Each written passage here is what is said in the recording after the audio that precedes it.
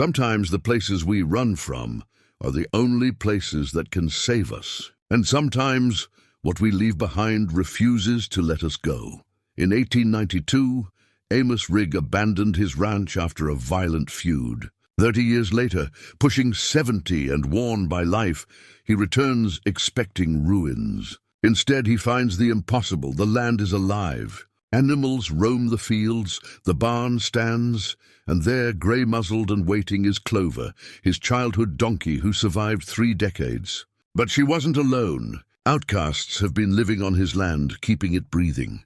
Now Amos must choose between reclaiming his past and protecting what it's become. But how did they survive, and what will he decide? Before we jump back in, tell us where you're tuning in from. And if this story touches you, make sure you're subscribed, because tomorrow I've saved something extra special for you. The Montana dawn came cold and clear. The kind of morning that makes a man remember he's still alive, whether he wants to or not. Amos Rigg sat astride his roan gelding at the crest of the ridge, looking down into the valley where his past waited like an old wound that never quite healed. He was 69 years old, though he felt every one of those years in his bones. The grey in his beard had long since conquered the brown, and his face was a map of hard miles, lines etched deep by sun and wind, a scar that ran from his left eyebrow to his cheekbone, a reminder of a knife fight in Dodge City he barely remembered. His hands, wrapped around the reins, were scarred and calloused, the hands of a man who'd worked with rope and iron, and when necessary, steel. 30 years. 3 full decades since he'd ridden away from this place, swearing he'd never return. He'd been 39 then, still young enough to believe distance could cure what ailed a man's soul. He'd been wrong about that, like he'd been wrong about so many things. The ranch stretched out below him in the valley, nestled between 2 ridges of pine-covered hills. Even from this distance, he could see it wasn't the ruin he'd expected. The barn stood, dark wood weathered but solid. The house, his father's house, his house once, showed signs of habitation. Smoke rose from the chimney, a thin grey line against the morning sky. That smoke stopped him cold. Someone was living in his house, on his land, in the place where his family had died and his life had ended. Even though his heart kept beating for 3 more decades, Amos reached into his saddlebag and pulled out a worn leather journal, its cover cracked and soft with age. He'd carried it for 30 years, but hadn't opened it in at least 20. The pages inside held fragments of the man he used to be, written in a younger hand that still believed in things like justice and redemption. He didn't open it now, just held it, feeling its weight. The roan shifted beneath him, sensing his hesitation. The horse was 10 years old, steady and patient, which was what Amos needed these days. The time for spirited mounts and hard rides had passed him by, though he could still sit a saddle from dawn to dusk if he had to. Memory came whether he wanted it or not, triggered by the landscape, by the smell of pine and morning frost, by the particular way the light fell across the valley. He was 12 years old again, racing his brother Jacob down this same ridge, their father's laughter echoing behind them. The world had been simple then, or seemed so. The ranch was their kingdom, and they were princes who would inherit it together. 30 years ago, he'd stood in that ranch house covered in his father's blood and his brother's, the smell of gunpowder thick in the air, and known that some things, once broken, could never be made whole again. He'd left that night, taken his horse, his gun, and the clothes on his back, left everything else behind. The land, the memories, the guilt that sat on his chest like a stone he couldn't lift. The years after were a blur of movement and dust. He'd signed on with cattle drives heading north from Texas, worked mines in Colorado, dealt cards in saloons from Deadwood to Tombstone. He'd been a deputy for a while in a town he couldn't quite remember the name of, a hired gun for a railroad company, a scout for the army during the last of the Apache troubles. He'd done things he wasn't proud of, and a few things that kept him awake at night, but nothing haunted him like the night he'd left this valley. He wasn't sure what had brought him back. Maybe it was the pneumonia that had nearly killed him in Denver 2 winters ago, the fever dreams where his father called his name over and over. Maybe it was the way his body was starting to fail him in small ways, the stiffness in his joints, come morning, the way his hands trembled sometimes for no reason, the occasional blank spaces in his memory that scared him more than any gunfight ever had. Or maybe he'd just run out of places to run to. A man pushing 70 couldn't keep moving forever. And there came a time when you had to turn and face what you'd been running from, or die with it chasing you. The journal in his hand contained the answer to why he'd run, written in his own hand 3 days after that terrible night. He'd written it in a fever of grief and guilt, trying to make sense of what had happened, trying to assign blame. He'd sealed it with wax and never read it again, afraid of what his younger self might have concluded. His father, William Rigg, had been a hard man but a fair one. He'd built the ranch from nothing, carved it out of wilderness and stubbornness. He'd taught his sons to ride, to shoot, to read and cipher, to treat hired men with respect and cheats with contempt. He'd taught them the value of a man's word and the price of broken trust. Jacob, 2 years younger than Amos, had been quick to laugh and quick to anger, charming and reckless in equal measure. They'd been close as boys, competed as young men, and by the time they were grown, something had curdled between them. Amos couldn't say exactly when it happened, but somewhere along the way, brotherhood had become rivalry, and rivalry had festered into something darker, the feud, because that's what it had become. Though it happened under one roof, had started over cattle. Some of their stock had gone missing, sold at market towns under false bills of sale. Their father had discovered the theft, and the evidence pointed to Jacob. When confronted, Jacob had accused Amos of framing him. Their father had demanded the truth from both of them. What happened next was confused in Amos's memory, blurred by emotion and 30 years of trying to forget. There had been shouting, accusations flying like fists. Their father had stepped between them. Guns had been drawn. His, Jacob's, he couldn't remember who pulled first. And then the sound, impossibly loud in the small ranch house, of a shot fired. Their father had fallen. More shots. Jacob going down, blood spreading across the wooden floor, dark and terrible. Amos had dropped his gun and run, mounted the first horse he could find, and ridden into the night, not knowing if he'd killed his brother, his father, or both. He'd been too afraid to stay and find out, too afraid to face what he'd done. Coward, a voice in his head had whispered for 30 years. You ran like a coward. Now, sitting on this ridge with morning cold seeping through his coat, Amos studied the ranch below and tried to understand what he was seeing. The house looked maintained, not abandoned. The barn doors were closed properly.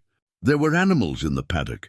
He could see their shapes moving, though he was too far away to make out details. The smoke from the chimney continued to rise, steady and purposeful. Someone had lit that fire with care, fed it with seasoned wood, tended it through the night and into the morning. His hands tightened on the reins. Part of him wanted to turn around, ride back to wherever the road might take him. Another part, the part that had brought him this far, wanted answers. Needed them, maybe, before whatever time he had left ran out. He touched his heels to the roan's flanks, and the horse started down the slope. The trail hadn't changed much. It still wound between the same rock formations, past the same stand of aspen that turned gold every autumn. His body remembered this ride, even if his mind had tried to forget. How many times had he ridden this path as a boy, as a young man? Hundreds, thousands maybe. As he descended, details became clearer. The house had been repaired, new shingles on the roof, fresh chinking between the logs. The fence around the vegetable garden was mended. Someone had cared for this place, invested labor and attention in keeping it alive. The thought filled him with a strange mixture of gratitude and resentment. Gratitude that his father's work hadn't simply rotted away. Resentment that strangers had taken what was his, even if he'd abandoned it. Closer now, he could see the animals more clearly. Horses in the paddock, good-looking stock. Chicken scratching in the yard. And there, near the barn, something that made him pull the roan to a complete stop, his breath catching in his throat. A donkey, gray-muzzled, swayback with age but unmistakable. It couldn't be. It was impossible, but even from 50 yards away, even after 30 years, he knew Clover, his childhood donkey, the patient creature that had carried him around this ranch when he was too small to ride a horse. She'd been ancient then, or so it had seemed to his child's eyes. She couldn't possibly have lived 3 decades more. Donkeys were hardy, but this defied reason. Yet there she stood, her head lifting as if she sensed his approach, ears swiveling toward him. Amos dismounted, his legs stiff from the long ride. He tied the roan to the fence rail and walked slowly toward the paddock, each step feeling like he was moving through deep water. The donkey watched him come, patient and still. When he reached the fence, he stopped. The donkey took 3 slow steps toward him, her movements careful with age. She pushed her muzzle over the fence rail toward his hand. Amos reached out, his hand trembling, and touched her soft nose. She smelled like hay and dust and memory. Her eyes, clouded with age, seemed to recognize him. She nuzzled his palm, and a sound escaped his throat. Not quite a laugh, not quite a sob. "Clover," he whispered. "How did you—" "That's far enough, mister." The voice came from behind him, calm but firm. A woman's voice. Amos turned slowly, keeping his hands visible, and found himself facing a rifle held in steady hands. The woman was maybe 40, with brown hair pulled back in a practical bun, and eyes that had seen their share of trouble. She wore a simple dress covered by a worn coat, and she held the rifle like she knew how to use it. Not threatening exactly, but not welcoming either. "This is private property," she said.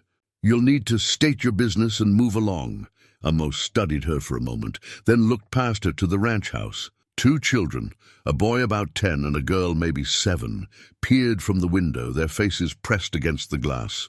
An older man, black and gray-bearded, stood in the barn doorway holding a pitchfork like it might need to be more than a farming tool. Another man, younger and lean, emerged from around the house with a revolver at his hip, his hand not quite touching it but ready to. "My name is Amos Rigg," he said quietly. "This ranch belonged to my father. To my family." The woman's expression flickered. Surprise, concern, something else he couldn't quite read. The rifle didn't lower. "Rigg." She said it like she was tasting the word, deciding what it meant. "We heard that name.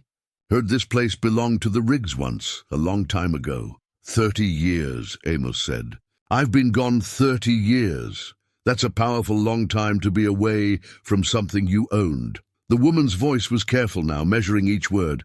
"Long enough that folks might think it was abandoned for good." "I expect they might." Amos kept his hands visible, aware of the younger man with the revolver, watching his every movement. "I didn't come to cause trouble, ma'am. I came to see what was left. And now you've seen it." She paused, then seemed to come to a decision. "I'm Sarah Hendricks. These people you see, we've been living here 5 years. We've tended this place, fixed what was broken, kept it alive. We didn't know anyone was coming back. I didn't know I was coming back either," Amos admitted. "Not until I did." Sarah lowered the rifle slightly, though she didn't set it aside. "You want us to leave?" It wasn't a question, and Amos found he didn't have a quick answer. He looked around the ranch, at the repaired buildings, the tended garden, the healthy animals. At Clover, impossibly alive, impossibly waiting. At the smoke still rising from the chimney of his father's house. "I don't know what I want," he said. And it was the most honest thing he'd said in years. The old man from the barn approached slowly. The pitchfork lowered now, but still in hand. Up close, Amos could see he was probably in his 70s, his face weathered and wise, his eyes sharp despite his age. "Name's Isaiah Booker," the man said, his voice deep and measured. "I've been here 4 years. Before that, I worked camps and fields after the war. Thought I'd find a place to rest my bones before the Lord called me home." The younger man came closer as well, moving with a slight limp that suggested an old injury.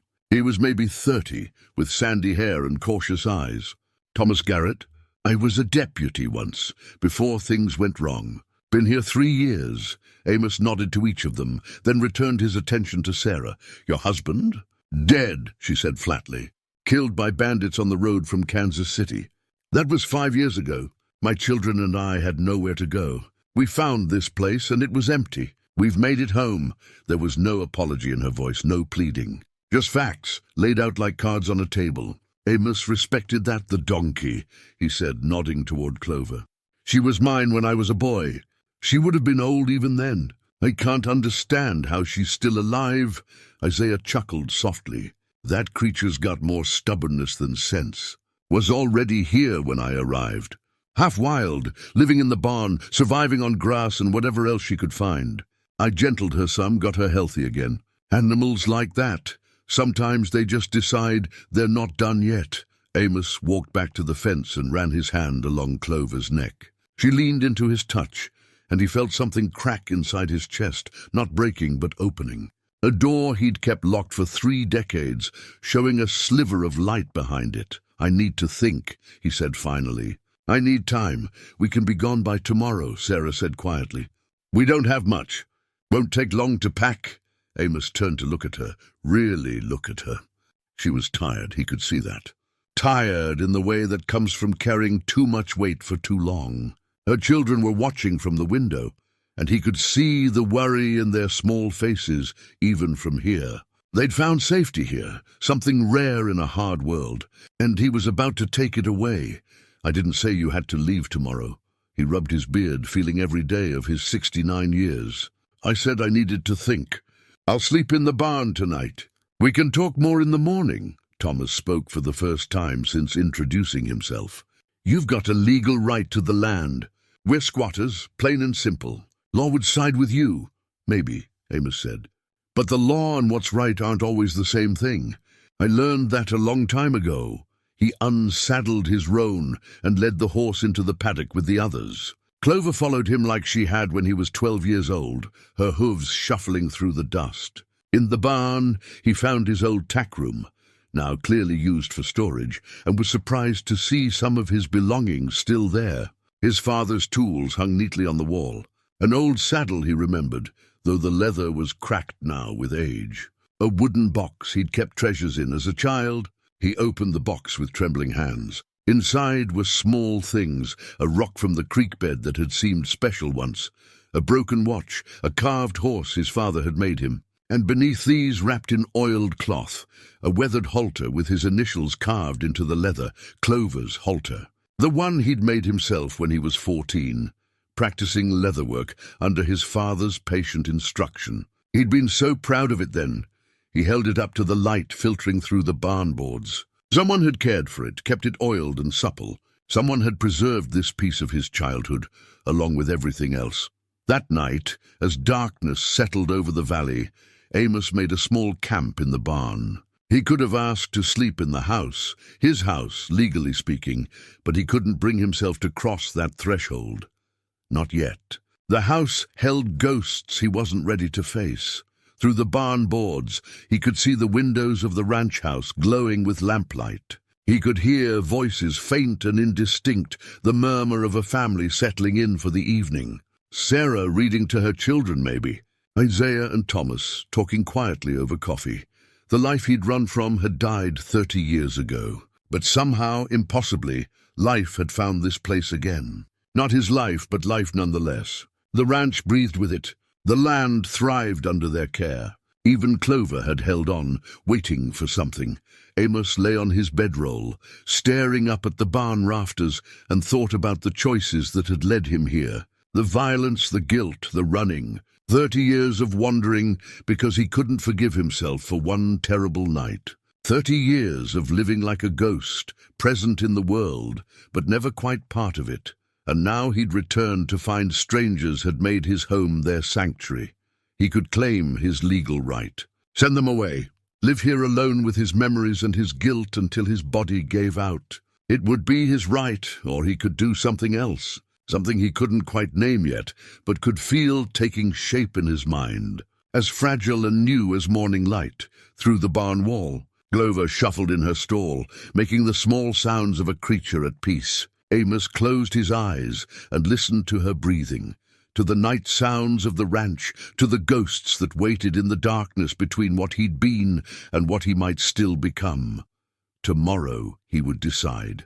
Tonight, for the first time in 30 years, he was home. Morning came with the sound of roosters and the smell of coffee drifting from the house. Amos woke stiff and cold, his body reminding him that sleeping on barn floors was a young man's game. He rolled up his bedroll and stepped outside to find the ranch already alive with activity. Sarah was at the chicken coop, gathering eggs in a wicker basket. Her daughter, he remembered her peering from the window, helped by scattering feed while talking to the chickens in a soft, serious voice. The girl wore a patched dress and had her mother's brown hair in braids. She stopped when she saw Amos, uncertainty crossing her face. "Morning," Amos said, keeping his voice gentle. The girl looked to her mother for guidance. Sarah straightened, setting down the egg basket, her expression guarded but not hostile. "Morning, Mr. Rigg. Coffee's on if you want it. We don't have much for breakfast, but you're welcome to share." It was a careful offer, neither too friendly nor dismissive. Amos nodded his thanks and walked toward the house, each step heavy with the weight of crossing a threshold he'd run from for 3 decades. The door opened before he reached it. Isaiah stood there, 2 cups of coffee in his hands, steam rising in the cool morning air. He handed one to Amos without a word and gestured to the porch chairs, the same chairs Amos's father had made, now worn smooth by years and weather. "Figured you might want a moment before going inside," Isaiah said. Settling into one chair while Amos took the other, they sat in silence for a while, drinking coffee and watching the day come to life. The valley was caught in that particular morning light that makes everything seem possible. Amos had forgotten how beautiful this place was, or maybe he'd never let himself admit it. "You work the animals well," Amos said finally. "Spent my whole life working with creatures," Isaiah replied. "Horses, cattle, mules. After the war, I worked stables in St. Louis for a time. Then I got old, and old black men aren't much wanted in cities. Found my way here by accident. Or providence, depending on how you see things. You could have kept moving, could have." Isaiah took a slow sip of coffee. "But I was tired, Mr. Rigg. Tired of moving, tired of looking over my shoulder, tired of not having a place to call my own. This land, it has a way of holding on to folks who need holding." Amos understood that more than he wanted to admit. He looked out at Clover in the paddock, her grey form solid and real in the morning light. "The donkey. You said she was half wild when you got here, wild and wary. Took me 3 months to get a hand on her. But she remembered kindness once she felt it again. Animals don't forget, not really. They remember who they were and who they could be." The words sat between them, and Amos wondered if Isaiah was still talking about the donkey. Inside the house, he could hear movement, Thomas helping Sarah's son with something, their voices low. The domestic sounds of a life being lived. It should have felt wrong, these strangers in his father's house. Instead, it felt like the place was breathing.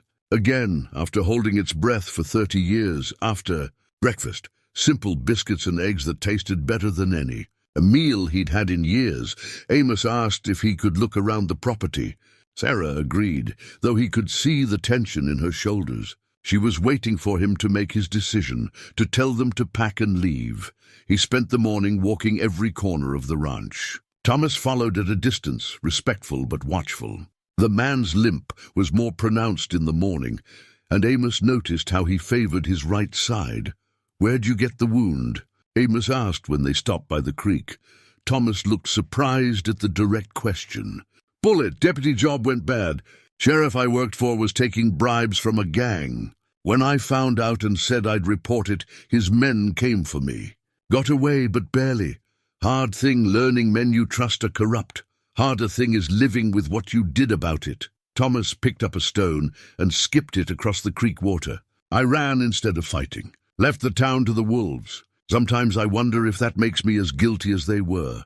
Amos thought about running, about 30 years of distance that had solved nothing. "Running and guilt are old companions," he said. "I know that better than most." They walked back toward the barn in comfortable silence. Inside, Amos found himself drawn to the tack room again, to the box of his childhood belongings. He went through it more carefully this time, touching each item, remembering the boy who treasured them, beneath the wooden horse and the broken watch. He found something that made him go still, a pistol, Colt .45, cleaned and oiled, in perfect working order. He picked it up with hands that wanted to shake, felt its weight, checked the chamber. unloaded but maintained with care, his brother's gun. He'd know it anywhere, the scratched initials on the grip, the worn bluing on the barrel. Jacob had carried this the night everything fell apart. The night their father fell and the world caught fire. Found that in the house, Thomas said quietly from the doorway. Wrapped in cloth, hidden in a false bottom of a dresser drawer. Figured it was family. Left it be but kept it clean. Seemed like the respectful thing.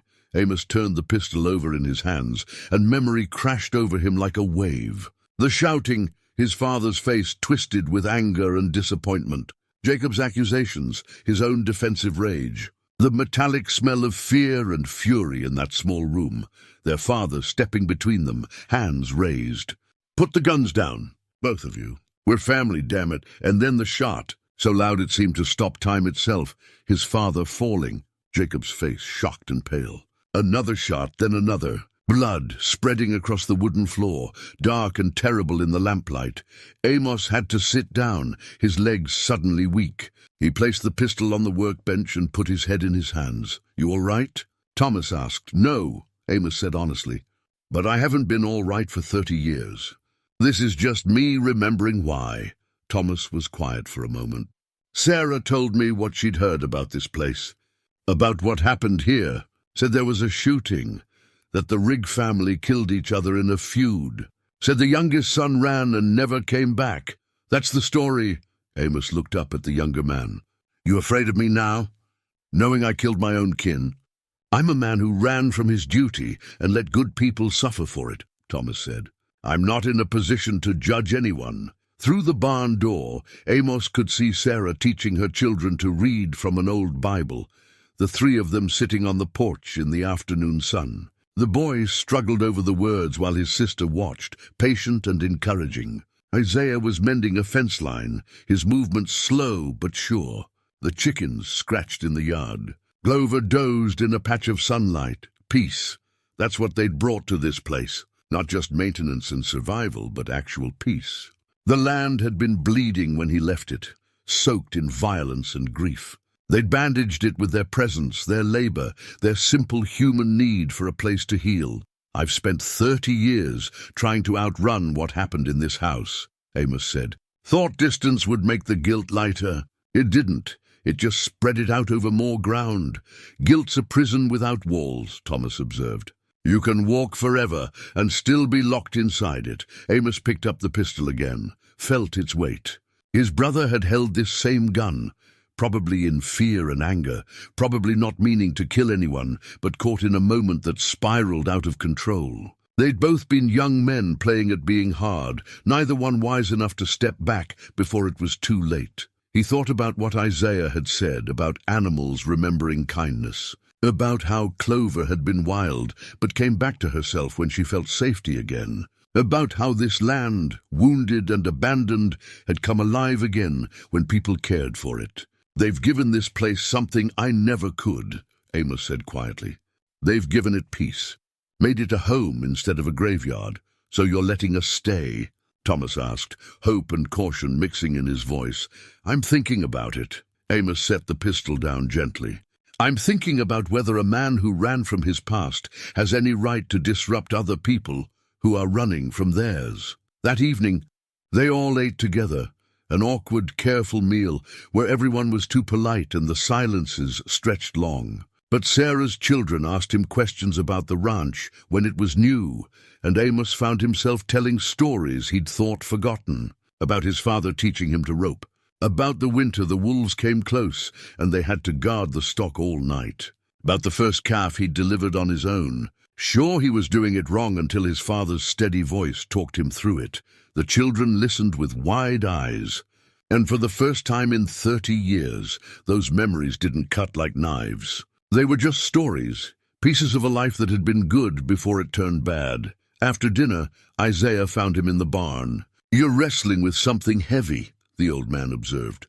"Trying to figure out what's right," Amos admitted. "Legal right says this is my land. Moral right might say something different. What does your heart say?" Amos looked at Clover's stall, where the old donkey rested peacefully. "My heart's been too broken to trust for a long time." He paused. "But maybe that's changing. A week passed in a rhythm that felt both foreign and familiar. Amos stayed in the barn, but each day found him more integrated into the life of the ranch. He helped Isaiah with the morning feeding, showed Thomas how to properly doctor a horse's split hoof, and spent an afternoon helping Sarah repair the chicken coop where the wire had rusted through. They were careful around each other, these refugees in the place he'd once called home. But the carefulness was eroding, worn down by shared work and the simple reality of living in close quarters. By the fourth day, Sarah no longer tensed when he approached. By the sixth, her son, Billy, he'd learned, asked Amos to help him with his arithmetic. And Amos found himself explaining long division while the boy scratched figures on a slate. The girl, whose name was Emma, was more reserved. She watched Amos from a distance, curious but cautious, like a bird deciding if the offered seed is safe to take. He didn't push. He'd learned patience over the years, if nothing else. On the 8th morning, he woke to find Emma sitting cross-legged outside his tack room, holding something small in her hands. When she saw him stir, she scrambled to her feet, looking guilty. "I'm sorry, Mr. Rigg. Mama says I shouldn't bother you. She held out what she'd been examining. "I found this in the barn. It's beautiful. Did you make it?" It was the wooden horse his father had carved, the one from the box of childhood treasures. The wood was dark with age, but still smooth, the details still clear, the flowing mane, the powerful legs, the noble head. His father had spent weeks on it, working by lamplight after long days of ranch work, getting every detail right. Amos took it gently from her small hands. "My father made it. For me, when I was about your brother's age. It must have been special," Emma said softly. "To keep it all this time." It was. Amos sat down on an overturned bucket, and after a moment's hesitation, Emma sat on the barn floor near him. "My father wasn't much for words, but he knew how to make things. He believed a man should work with his hands, create something lasting, like the ranch." "Like the ranch," Amos agreed. He turned the horse over in his hands, remembering. "He used to tell me and my brother that this land was more than dirt and grass. He said it was responsibility, that what you build, you have to tend. What you start, you have to finish." He paused, the old guilt rising. "I didn't finish what I started here." Emma studied him with those serious child's eyes that seemed to see more than they should. "Mama says sometimes we have to leave places. She says it doesn't mean we didn't love them. Your mama's a wise woman. She cries sometimes at night, when she thinks we can't hear." Emma picked at a splinter on the barn floor. "I think she's scared you'll make us leave." The simple honesty of it hit Amos square in the chest. He looked at this child who'd found shelter in the place he'd abandoned, who'd made a home in his grief and guilt, and he felt something shift inside him. Not quite healing, but maybe the beginning of it. "I haven't decided what I'm going to do yet," he said carefully. "But I promise you this. Whatever I decide, I'll make sure you and your family have somewhere to go. I won't leave you with nothing." Emma nodded, accepting this. Then she surprised him by saying, "Will you teach me to carve? Like your father taught you?" Amos looked at the wooden horse, at the little girl watching him with hope in her eyes, and made a decision he hadn't known he was going to make. "Yes, I'll teach you," they started that afternoon. Amos found his father's old carving tools, still sharp under a thin film of rust. He cleaned them carefully while Emma watched, explaining each one's purpose. Then he cut 2 pieces of soft pine and showed her how to hold the knife, how to let the wood tell you where it wanted to go. Her small hands were clumsy at first, and he had to guide them often, but she was patient and careful. Billy joined them after a while, intrigued by what his sister was doing. Soon both children were working on small projects while Amos supervised, offering quiet corrections and encouragement. Sarah found them there as the sun was setting, her children covered in wood shavings and concentrating fiercely on their work. She stood in the barn doorway, and when Amos looked up, he saw tears in her eyes. "My father used to do this with me," she said quietly. "Before he died?"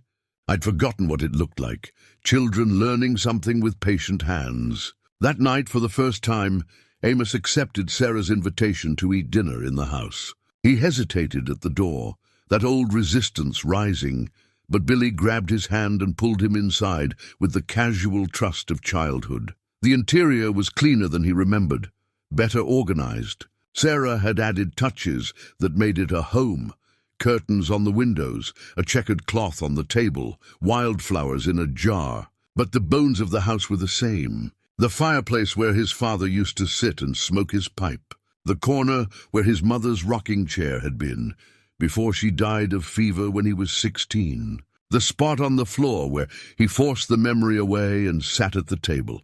The conversation was easier now, less guarded. Thomas told a story about a time he'd arrested a man for stealing chickens, only to discover the man's children were starving. Isaiah shared memories of the war, of hardship and brotherhood, and learning what freedom truly meant. Sarah talked about her husband, about the good years before the violence took him. Amos found himself talking too, sharing pieces of his wandering years. The cattle drives, the mining camps, the time he'd served as a guide for a survey party mapping railroad routes. He edited the violence out, the times his gun had settled disputes, but the stories were his, and telling them felt like pulling splinters from old wounds. After dinner, Billy asked if Amos knew any songs. Before he could answer, Emma ran to fetch a harmonica from somewhere, and it turned out Thomas could play. The sound filled the house, simple melodies, old songs everyone knew. Isaiah's deep voice carried the verses while Sarah hummed harmony. And the children clapped along. Amos didn't sing, but he listened, and for the first time since returning. The house felt like something other than a monument to the dead. Later, walking back to the barn, he paused to look at the stars. The same stars he'd looked at as a boy, learning the constellations from his father. Orion's belt, the Big Dipper. Cassiopeia like a tilted W across the northern sky. You're staying, aren't you? Isaiah's voice came from the darkness. The old man was smoking a pipe on the porch, the tobacco smoke sweet in the night air. I don't know yet, Amos said, but it was less true than it had been.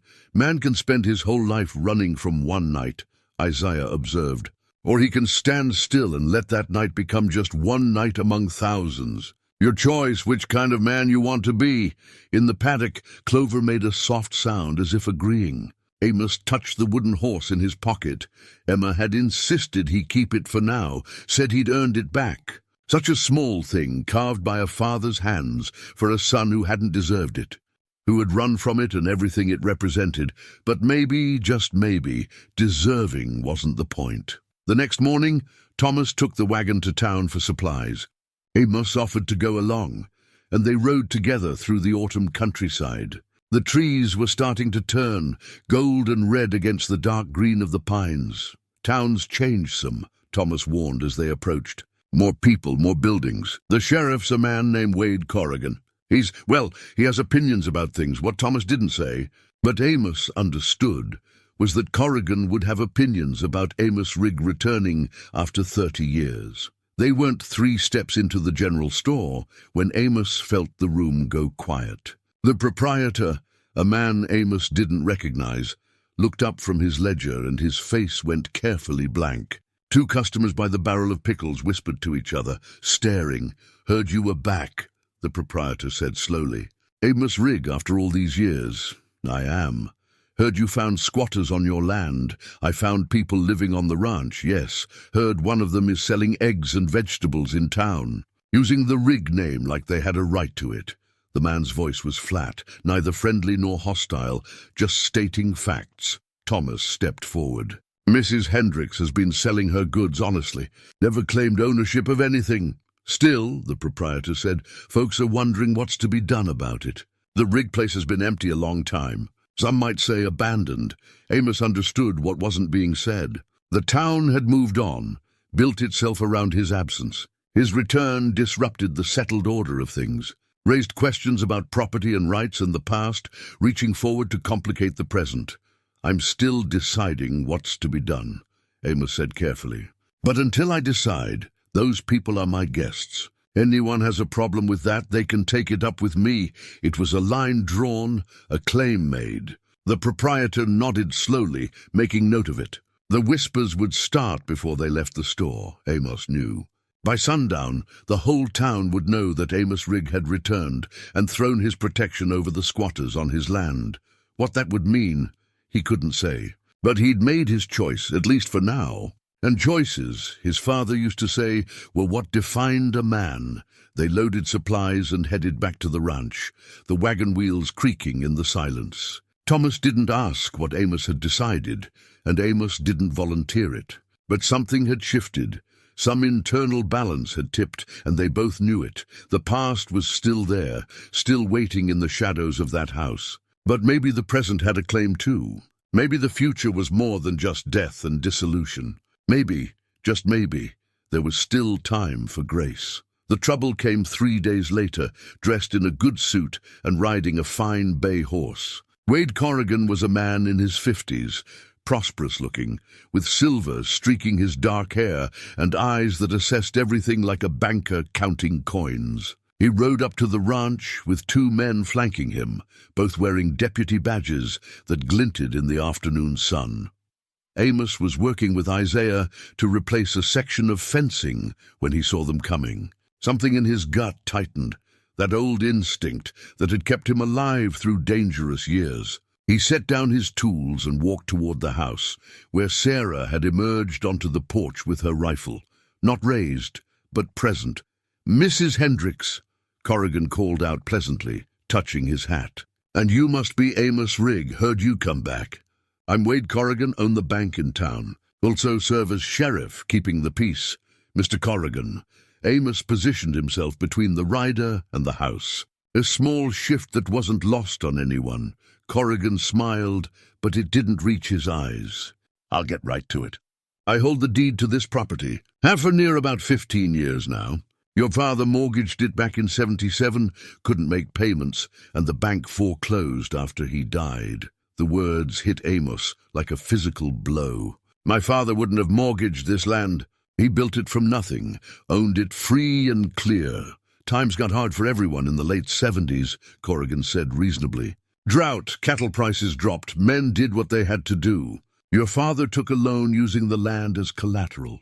When he passed and no family came forward to settle the debt, the bank took possession, as the law allows. If you own it, why aren't you living here?" Thomas had appeared from the barn, his hand resting casually on his revolver. "Why let others work the place?" "I've been lenient," Corrigan replied, still pleasant. "Mrs. Hendricks and her friends have been squatting, but I allowed it out of Christian charity. Figured an empty place was better used than sitting vacant. But now that Mr. Rigg has returned, circumstances have changed." "Changed how?" Amos asked. Corrigan's smile widened slightly. "Well, I'm a practical man.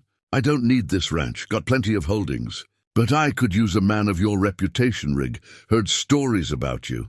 Fast gun, steady hand, not afraid of hard work or hard men." He paused meaningfully. "You work for me, keep order in my interests, and I'll deed this property back to you." "Simple arrangement. What kind of order?" Thomas asked sharply. "The legal kind. Collecting debts, discouraging trouble, making sure people understand how things work around here." Corrigan's pleasant tone didn't change, but the words carried weight. "Montana's changing, getting civilized. That takes men who know how to be persuasive." Amos understood perfectly what was being offered. He'd seen men like Corrigan before, in every frontier town that was transitioning from rough camp to settled community. Men who used the law as a tool for accumulation, who hired guns to enforce their version of order. He'd worked for men like that once or twice in his younger days before he learned what it cost his soul. "I'll think on it," Amos said carefully. "Don't think too long." "I'm not a patient man." Corrigan gathered his reins. "And Mrs. Hendricks, I'm afraid I can't accept your goods at the stores in town anymore. Liability issue, you understand. Can't have squatters representing my property in commerce." Sarah's face went pale, but she held her ground. Those eggs and vegetables were how they'd been surviving, their small income from the work of their hands. Corrigan was squeezing them, applying pressure. "You have until the end of the week to decide, Rigg," Corrigan said. "After that, I'll exercise my legal rights to clear squatters from my property." "Sheriff's rights, you understand." He touched his hat again. "Good day to you all." They watched him ride away, the dust of his horse's passage hanging in the air like a threat. "He's lying," Thomas said immediately. About the foreclosure. Has to be. Maybe, Amos said, but maybe not. I don't know what my father did after I left. 15 years is a long time. That evening, Sarah was cleaning in the house, something she did when she was worried, keeping her hands busy. Amos had come inside to look through the old desk, where his father had kept papers, searching for anything that might dispute Corrigan's claim. In the back of a drawer, Sarah found a small wooden frame covered in dust. She wiped it clean and gasped softly, "Mr. Rigg, you should see this. It was a daguerreotype, faded but clear." 4 people stood in front of the ranch house, younger versions of that building, newer wood and fresh paint. His father stern and solid, his mother dead 20 years now, beautiful in her simple dress. And 2 boys, maybe 15 and 13, standing side by side, Amos and Jacob, brothers before everything fell apart. Amos took the frame with shaking hands. He'd forgotten this image existed, forgotten that there had been a time when they smiled together, when the word family meant safety instead of tragedy. "That's your brother?" Sarah asked gently. "Yes." The word came out rough. "Jacob, we were close once." Sarah sat down at the table, waiting. Emma and Billy were outside with Isaiah, and Thomas was checking the stock. The house was quiet, just the 2 of them, and the ghosts in the photograph. "I heard in town," Sarah said carefully, "that your father and brother died the same night, that there was a feud, violence. No one knew the whole story, but the talk was, 'That I killed them,'" Amos finished. "That's what people think, isn't it? That I murdered my family and ran." Sarah met his eyes. "I'm not asking you to tell me. I want to understand. If we're fighting to keep this place, I need to know what we're fighting for. Who you are." Amos looked at the daguerreotype, at the boys they'd been, innocent of what was coming. He'd carried this story alone for 30 years, never speaking it aloud, never letting anyone see the full truth of it. But something about Sarah's steady gaze, about the way this woman and her makeshift family had given life to his dead place, made him want to try. "There were cattle going missing," he began, his voice low. "Someone was rustling them, selling them under false papers. My father discovered it, and the evidence pointed to Jacob. When confronted, Jacob said I was the one, that I was trying to frame him, to take the whole ranch for myself." He paused, the memory vivid and painful. "The truth was, neither of us was stealing. We found out later it was one of the hired hands, a man we both trusted. But that night in that room we didn't know that. We just knew our father was accusing us, and we were accusing each other, and everything we'd ever resented about each other came pouring out." "Your father tried to stop it," Sarah said quietly. "He stepped between us.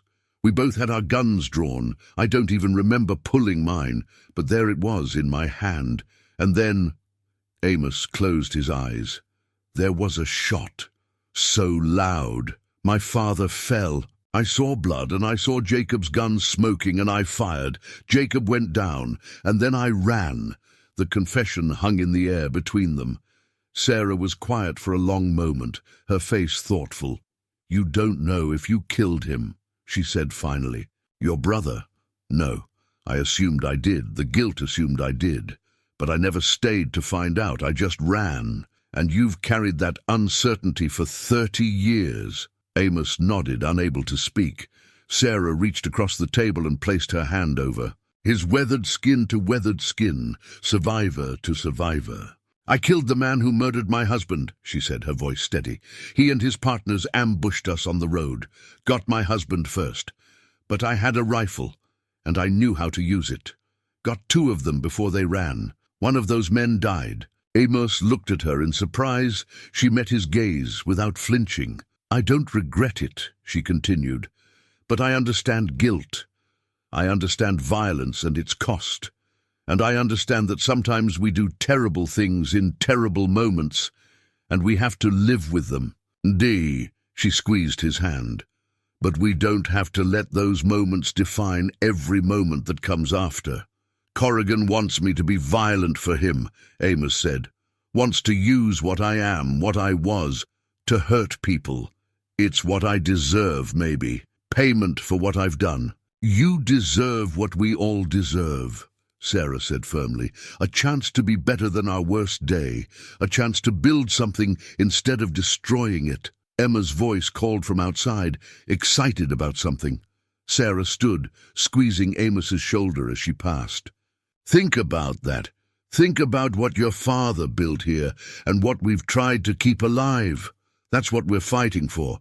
Not the past, but the possibility of the future." Alone in the house, Amos looked at the daguerreotype again. 4. People who loved each other before fear and pride and misunderstanding tore them apart. He thought about Corrigan's offer, about becoming an enforcer for a corrupt man, about using violence as currency again after all these years trying to escape it. Then he thought about Emma, learning to carve wood, about Billy, struggling with arithmetic, about Clover waiting 3 decades for someone to come home, about Isaiah finding peace in his old age, and Thomas trying to rebuild his sense of honor, and Sarah teaching her children to read from an old Bible while rebuilding a life from ashes. The past had its claims, but maybe the present had rights too.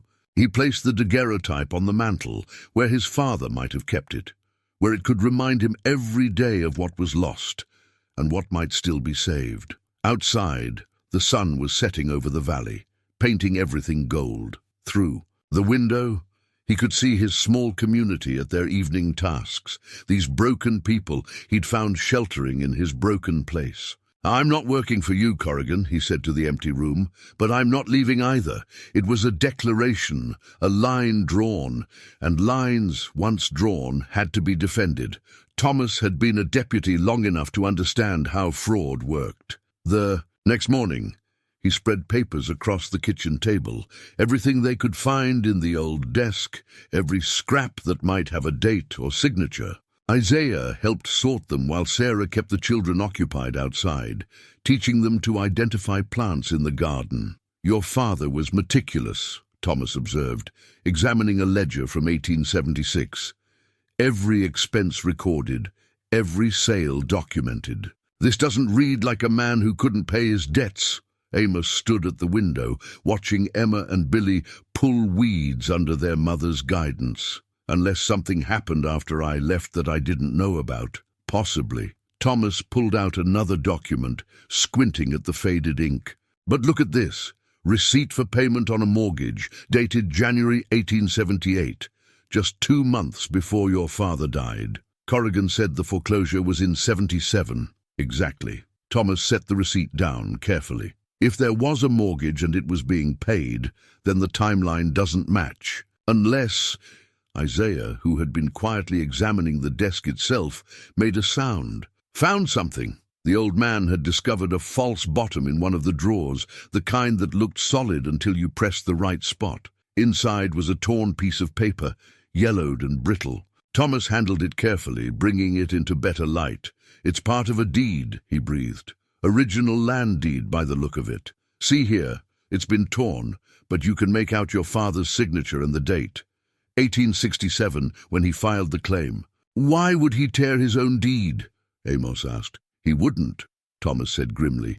"But someone else might if they wanted to make it look like no clear title existed. Makes fraudulent foreclosure easier to claim." They all looked at each other, understanding settling in. If Corrigan had forged foreclosure documents, he'd have wanted to destroy or hide evidence of legitimate ownership. A torn deed, a manufactured mortgage, carefully timed to happen when no family member was around to contest it. "We need the county records," Thomas said. "The original filings, mortgage documents, foreclosure papers, everything Corrigan filed to claim this land." "County office is in town," Amos said, "controlled by Corrigan's people." "I know the clerk," Isaiah said quietly. "Man named Henderson. Good man, but scared. Corrigan squeezed him like he squeezes everyone. But Henderson knew your father, Amos. Respected him. Might be willing to help if we asked right." "Dangerous to ask," Thomas warned. "If Corrigan finds out we're investigating, he'll move faster." "Then we don't ask," Amos said. "We take." They planned for 2 days, working out the details while maintaining their usual routines. To outside eyes, nothing had changed. Sarah sold her last eggs to a sympathetic neighbor on the edge of town. Amos and Isaiah repaired the barn roof. Thomas practiced his shooting at empty bottles, the sound carrying across the valley like a reminder that not everyone here was defenseless. At night, they studied the town layout. Thomas drew maps from memory, showing where the county office stood, which roads offered escape routes, where Corrigan's men usually posted themselves. "It's a burglary," Sarah pointed out, her voice careful. "If you're caught, Corrigan will have you arrested. Legal right on his side, regardless of what documents he's forged." "I've done worse things," Amos said quietly, "and for worse reasons." The night they chose was moonless, the sky covered with clouds that promised rain. Amos and Thomas rode together, leaving Isaiah to watch over Sarah and the children. The old man had wanted to come, but his age made stealth difficult, and they all knew it.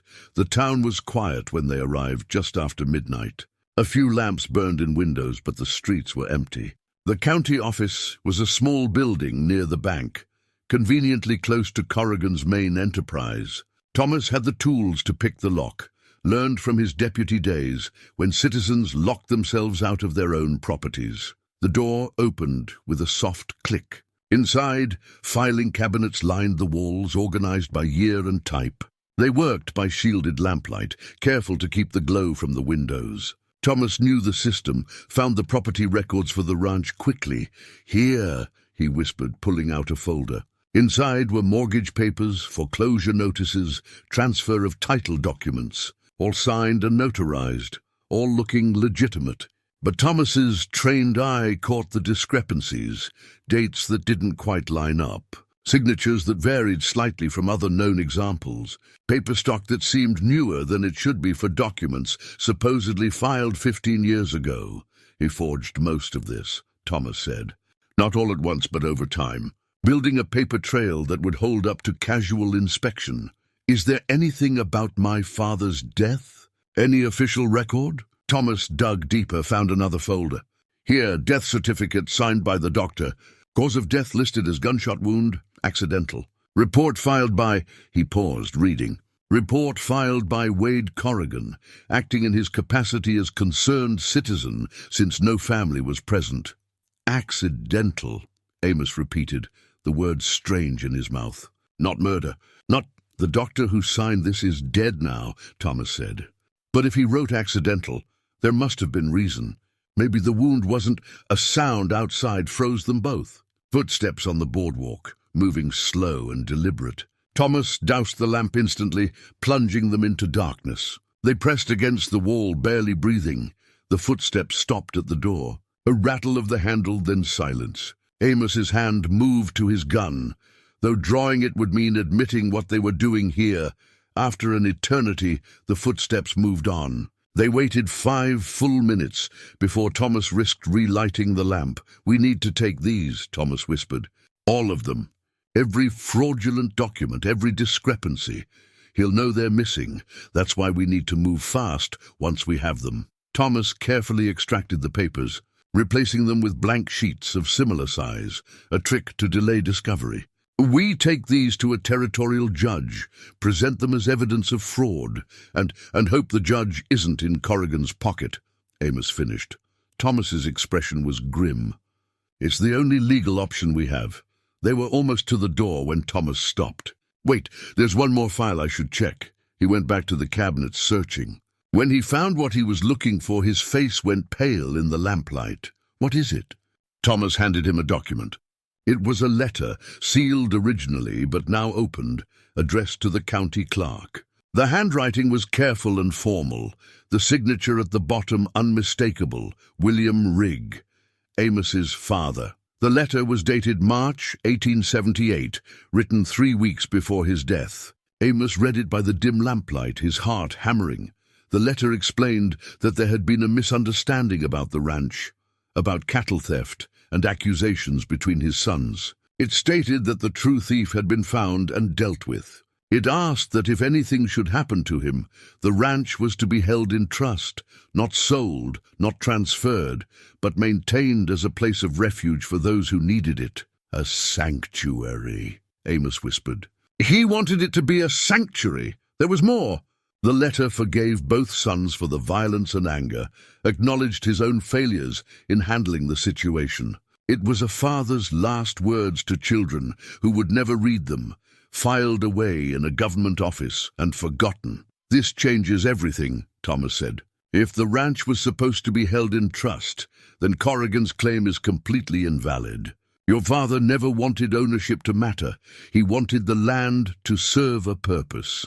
Amos read the letter again, his father's words reaching across death and decades. All those years, he'd believed himself a murderer, believed his brother hated him, believed the violence had destroyed everything. And his father had forgiven them both, had tried to turn tragedy into something meaningful. "Take it," Amos said hoarsely. "Take everything. We're finishing this." They gathered all the documents and slipped out into the night. The rain had started, cold and steady, covering their escape. They rode hard back to the ranch, the papers wrapped and protected inside Thomas's coat. But as they approached the property, they saw lights, too many lights. Torches burning in the darkness and the shapes of riders surrounding the ranch house. Corrigan hadn't waited. He'd moved while they were gone, knowing or guessing what they'd try. Amos and Thomas reined in at the ridge, looking down at their home under siege. They could see Sarah and the children huddled on the porch, Isaiah standing guard with his old rifle. If a dozen of Corrigan's men formed a loose cordon, not threatening yet, but present and armed, "We could run," Thomas said. "Take the documents to the territorial capital, find an honest judge, and leave them?" Amos looked at the people below. His people now, whether he'd meant for them to be or not. The family he'd found in the ruins of the one he'd destroyed. Thomas checked his revolver, rain dripping from his hat brim. "Then we go down there. And say what? We just stole county documents. Corrigan has the legal high ground." "Maybe," Thomas smiled grimly. "But we have the truth. Sometimes that's worth more than the law." They rode down the slope as the rain grew heavier, washing the dust from the air, heading toward whatever came next. The documents that might save them were wrapped against Thomas's chest, fragile paper holding the weight of history and hope. Behind them, the valley spread dark and vast. Ahead, the ranch waited, its lights burning against the storm. And between past and future, Amos Rigg rode forward, no longer running from what he'd been, not yet sure what he might become, but riding forward nonetheless. Toward home, they rode into the firelight with hands visible and weapons holstered, though Amos's fingers itched toward his gun. 6 of Corrigan's men formed a semicircle around the house, mounted and armed. The sheriff himself sat his bay horse near the porch, looking comfortable despite the rain. Isaiah stood on the porch steps, his rifle cradled in his arms, not pointing at anyone, but ready. Behind him, Sarah held her children close, her face pale but determined. When she saw Amos and Thomas, relief flooded her features. "Mr. Rigg," Corrigan called out pleasantly. "And Deputy Garrett. Out for a midnight ride in the rain? Peculiar weather for a jaunt. Could say the same about you," Amos replied, reining in his horse. "Peculiar hour for a social call." "This isn't social." Corrigan's smile vanished. "This is official. As sheriff, I'm serving notice on these squatters to vacate my property immediately." "You had until the end of the week, Rigg, but circumstances have accelerated." "What circumstances would those be?" "Someone broke into the county office tonight, rifled through official documents." Corrigan's eyes glittered in the torchlight. "That's a serious crime. Makes me wonder who might be desperate enough to commit it." Thomas's hand moved toward his coat, where the documents lay protected. Amos caught the motion, shook his head slightly. "Not yet. Let Corrigan play his hand first. If someone did that," Amos said carefully, "they might have found some interesting reading. Dates that don't match up. Signatures that look mighty similar, but not quite right. The kind of discrepancies that make a thoughtful man wonder about things." Corrigan's jaw tightened. "Careful, Rigg. You're making accusations you can't prove." "Oh, I think proof's coming." Amos looked past the sheriff to Sarah and her children, to Isaiah standing steady despite his age, to the ranch that had somehow survived 3 decades of abandonment and neglect. "But before we get to that, I've got a question. My father's death, you reported it as accidental. Why?" The question surprised Corrigan, threw him off his prepared script. What? You filed the report with the county? Said his death was accidental. That's what the death certificate says. So I'm asking, did you see him after he was shot? Did you see the body? Corrigan shifted in his saddle, uncomfortable now. I was called to the ranch by one of your neighbors. Found your father dead, your brother dying. You were gone. I did what any responsible citizen would do, contacted the doctor, filed the necessary reports, and then bought the mortgage on the land, Thomas said flatly. Convenient timing. I saw an opportunity, Corrigan said, his voice hardening. Your father was dead, his sons were gone, and the property needed managing. I did what was legal and proper, except for the forgery, Amos said. Except for manufacturing documents and creating a false paper trail. Except for stealing land from a dead man who left specific instructions about what should happen to it. You can't prove any of that. Thomas pulled the wrapped documents from inside his coat, keeping them protected from the rain. Actually, we can. Every forged signature, every false date, every manufactured record. And more importantly this, he held up the letter, sealed in oilcloth now. William Rigg's last instructions, in his own hand, explaining what this ranch was meant to be. Corrigan's face went dark with rage. You stole county documents. That's a felony. I can arrest you right now, both of you, and everything you stole becomes inadmissible. Maybe, Amos said. But before you do that, I'd like to read something. For everyone to hear. He dismounted slowly, took the letter from Thomas, and unwrapped it carefully. The rain had lessened to a drizzle, but he kept the paper protected. Sarah moved closer, the children pressed against her. Isaiah descended the steps to stand beside Amos. Even Corrigan's men leaned in slightly, curious despite themselves. Amos read aloud, his voice steady despite the emotion threatening to crack it. His father's words, written 3 weeks before death, explaining the misunderstanding about the cattle theft, forgiving both sons for their anger, their violence, their pride, expressing hope that the ranch could become something more than just property, a place where people seeking redemption could find it. It wasn't supposed to be about ownership, Amos said when he finished, looking at Corrigan. It was supposed to be about purpose. My father understood something I didn't, that this land could heal instead of hurt, that it could give instead of take. Touching, Corrigan sneered. But it doesn't change the legal facts. I hold the deed, and these people are trespassing. The deed you forged, Thomas said, which we can prove, which means every transaction you've made based on that forgery is void. And not just for this property, for all the others you've stolen the same way. That hit home. Corrigan's face went red, and his hand moved to his gun. You've got nothing. Word of a known killer and a disgraced deputy against a sheriff and banker. Who do you think people will believe? I think they'll believe the evidence, said a new voice from the darkness. A rider emerged from the tree line, and Amos recognized him. Cole Preston, the former Texas Ranger who'd settled in the area. Behind him rode 3 other men, all landowners Amos had met in town. We've been comparing notes, Cole said, his voice carrying authority despite his age. Seems a lot of us have similar stories. Properties that somehow ended up in Corrigan's hands when families hit hard times. Foreclosures that came quick and final. Wade here's been building himself an empire, one stolen ranch at a time. This is none of your concern. Preston, Corrigan snarled. It became my concern when you tried to do the same to me last year, Cole replied. Only reason I kept my land is I'm too ornery to die and too suspicious to trust your paperwork. But others weren't so lucky. He looked at the men riding with him. Johnson here lost his place. Martinez lost his. And Campbell's widow is still fighting the case. The balance had shifted.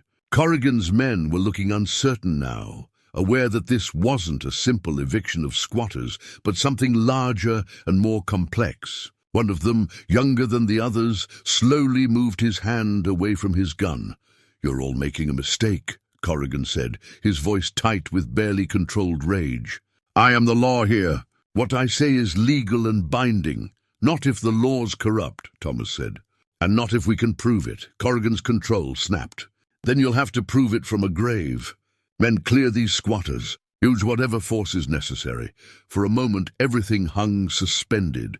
Guns and decisions, justice and violence, all balanced on a knife's edge. Amos felt time slow, felt the familiar weight of his revolver at his hip, felt 30 years of running collapse into this single moment. He could draw. He'd been fast once, deadly accurate. Could probably drop Corrigan, and maybe one or two others, before they returned fire. But that would make him what Corrigan wanted him to be. A killer, someone who solved problems with violence. His father's letter, still in his hand, felt heavier than any gun. "No," Amos said clearly, and didn't touch his weapon. Corrigan drew his gun. But before he could aim, Isaiah's rifle cracked. The shot took Corrigan's hat clean off his head. The bullet passing so close it must have singed hair. The old man had never fully raised the rifle, fired it from hip level with casual precision. "Next one ain't missing," Isaiah said calmly. "You want to test an old slave who learned to shoot before you were born, boy? Go ahead and try." Corrigan froze, his gun half raised, murder in his eyes. His men were backing their horses away, unwilling to die for a corrupt sheriff's pride. One of them spoke up, the younger one who'd moved his hand from his gun earlier.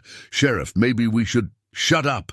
Corrigan's voice cracked with fury. He swung his gun toward Amos.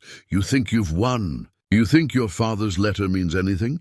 I own this county. I own the judge, the clerk, the shot came from Sarah. She'd picked up Isaiah's spare rifle from the porch, and she fired with the same calm precision she'd used to kill the men who'd murdered her husband." The bullet struck Corrigan's gun hand, and his weapon spun away into the darkness. "You don't own us," Sarah said quietly, working the rifle's action. "None of us!" Corrigan cradled his bloody hand, his face contorted with pain and rage. Cole Preston rode forward and dismounted, picking up the fallen gun. "Wait, Corrigan. I'm placing you under citizen's arrest for fraud, theft, and attempted murder. Your men can ride away now, or they can be arrested as accomplices." Their choice. The men chose to ride. Within moments, it was just Corrigan, dismounted and disarmed, facing the people he'd tried to crush. "You can't do this," he said, but the fight had gone out of his voice. "I have rights.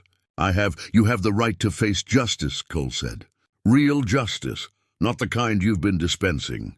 We'll take you to the territorial marshal. Let him sort through your fraudulent claims. I expect he'll find enough to keep you busy for years." They bound Corrigan's hand and put him on his horse, hands tied to the saddle horn. As Cole prepared to lead him away, Amos stepped forward.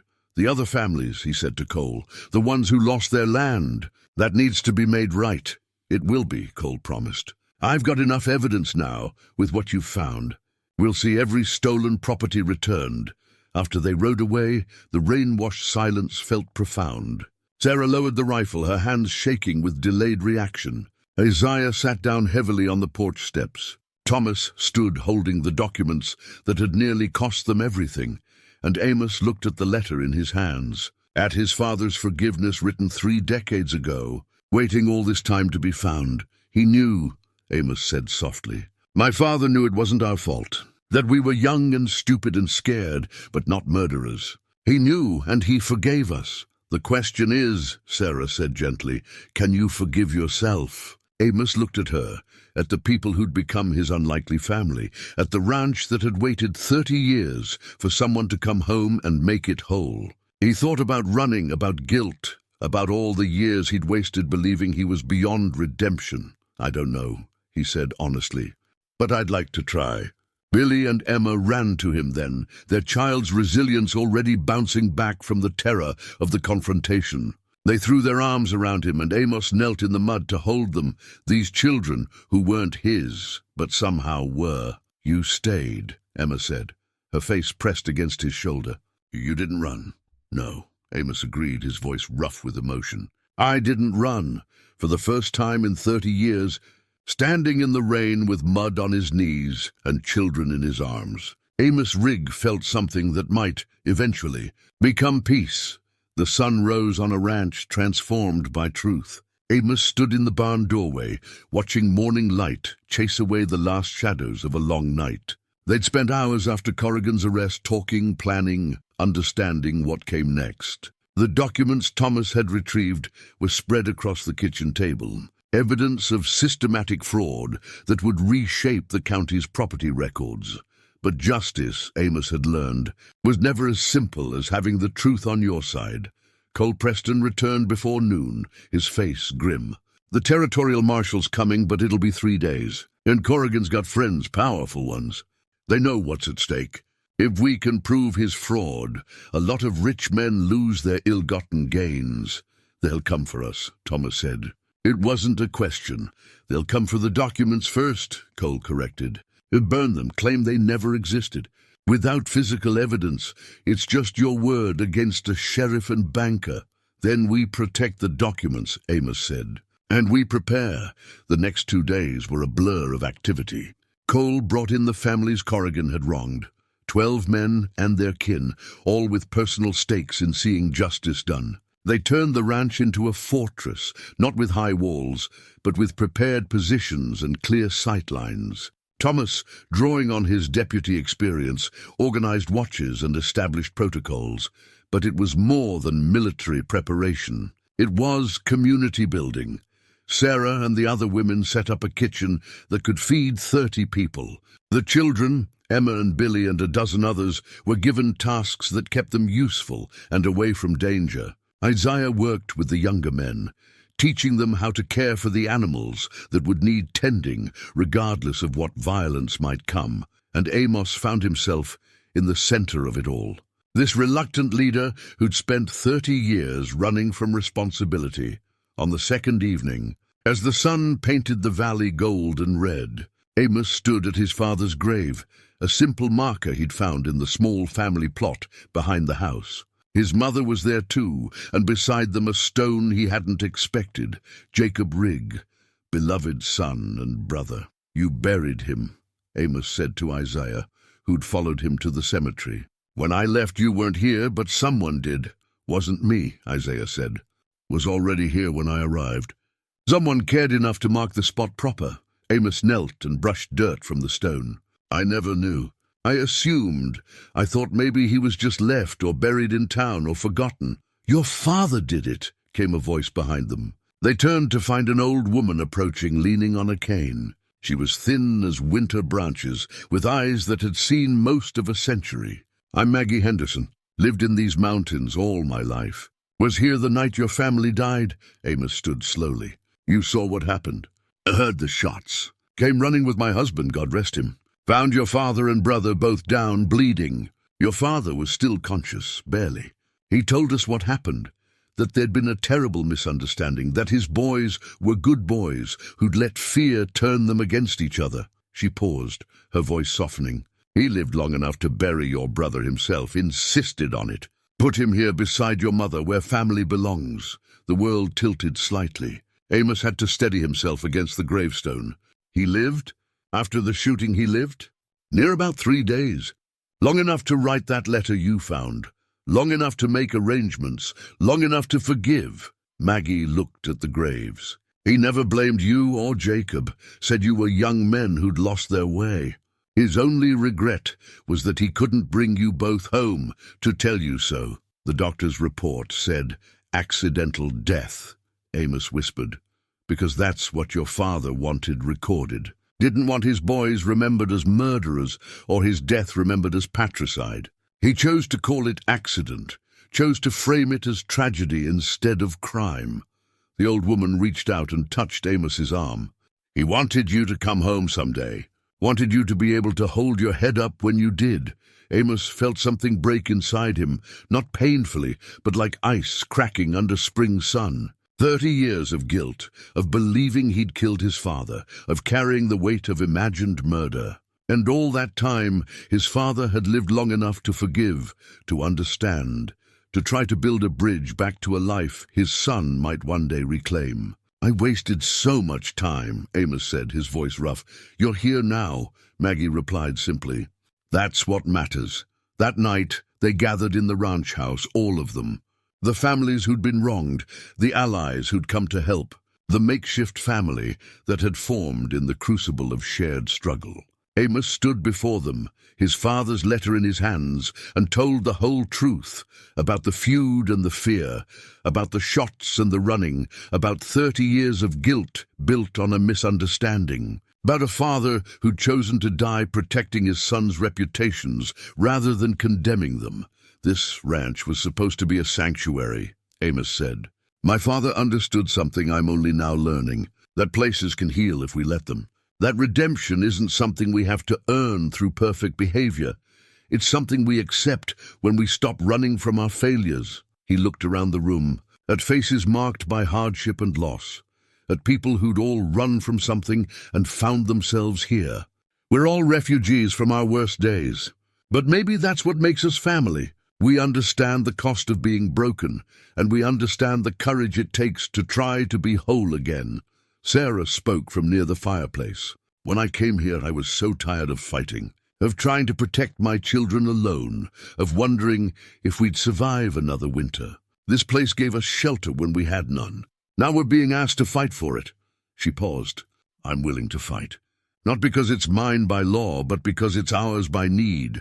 Others echoed her sentiment. Johnson, who'd lost his farm to Corrigan's fraud, spoke of justice delayed being justice denied. Martinez talked about his children's right to the land their grandfather had cleared.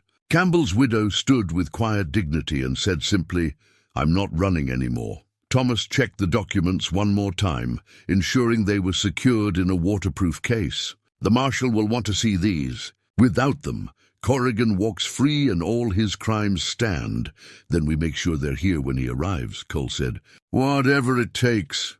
Amos walked outside after the meeting, needing air and space to think. He found himself at Clover's paddock, where the ancient donkey stood in moonlight, patient as she'd always been. He stroked her soft nose, marveling again that she'd survived, that she'd waited.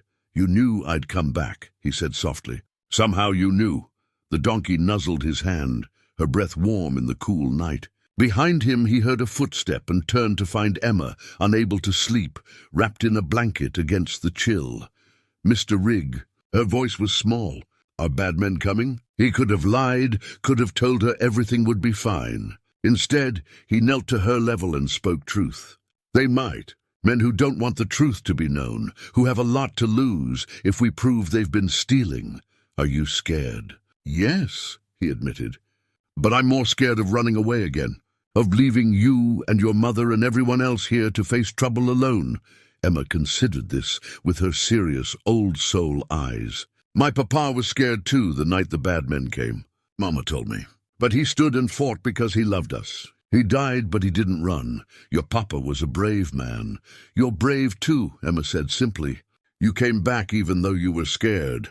That's what Mama says bravery is, doing the right thing even when you're afraid. She hugged him then. This small girl who'd seen too much loss, and Amos held her carefully, aware of how precious and fragile courage could be. Inside the house, he found Sarah still up, cleaning rifles by lamplight. She looked up when he entered, and something passed between them, understanding, respect, something deeper that neither had words for. Thank you, he said, for shooting Corrigan's gun out of his hand, for being willing to fight. Thank you for staying, she replied, for not sending us away when you could have, for choosing to build instead of destroy. They sat together in companionable silence, the kind that comes when words aren't necessary, when shared purpose creates its own language. The next morning, Amos took his father's pocket watch from the box of childhood treasures. It had stopped at the exact moment of his father's death, 11:47, frozen in that terrible instant. For 30 years, it had sat unmoving, a marker of time's end. He wound it carefully, feeling the mechanism resist, then catch. The hands began to move, ticking forward from that long-ago moment, each second a step away from the past and toward whatever future waited. Thomas found him holding it, listening to its steady beat. Symbolic, the younger man observed. Maybe, Amos agreed. Or maybe just practical. A watch that doesn't run isn't much use. Neither is a man stuck in one moment of his life, Thomas said. You're moving forward, Amos, we all are. That afternoon, scouts reported riders approaching, not Corrigan's usual men. but hired guns from outside the county, hard-faced men who made their living with violence. They stopped at the property line, studying the ranch's defenses, counting defenders, assessing the situation.